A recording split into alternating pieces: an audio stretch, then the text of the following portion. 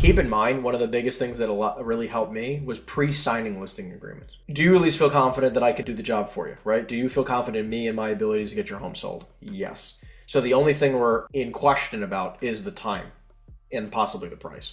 Yes.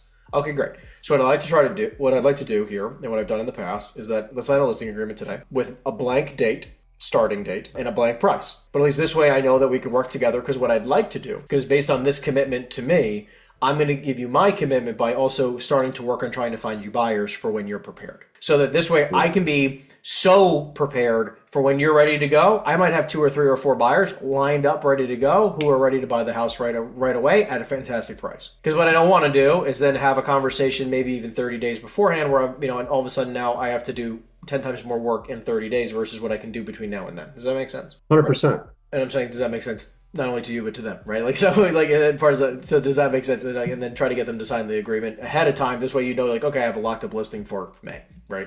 Or even saying something along the lines. So just to clarify, so if you got an offer, let's just say they wanted 900 or a million or whatever the heck they wanted, like, just to clarify, so if you got $1 million today, you wouldn't take it, right? Right. Just putting that power back, taking the power back from them. Because a lot of the time, like, oh, well, we're not really ready to move. I'm like, okay, well, if someone was ready to pay you $1 million and then close around your schedule, would you be totally against taking that type of offer? Well, then what's the reason of not being on the market? Just because houses are also taking 90 days or 6 months to sell anyways, right? So it's just, put yourself in a different position. But that's the residential languaging.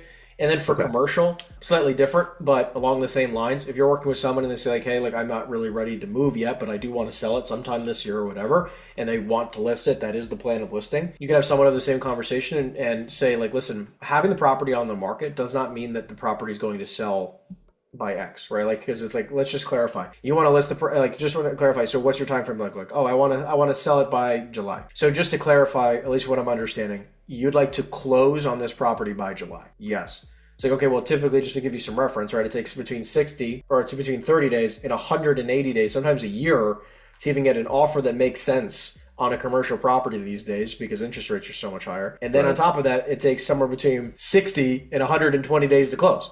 So even if you list the property today, we might end up closing next summer, right? So it's like putting that into perspective a little bit and then explaining more of a timeline.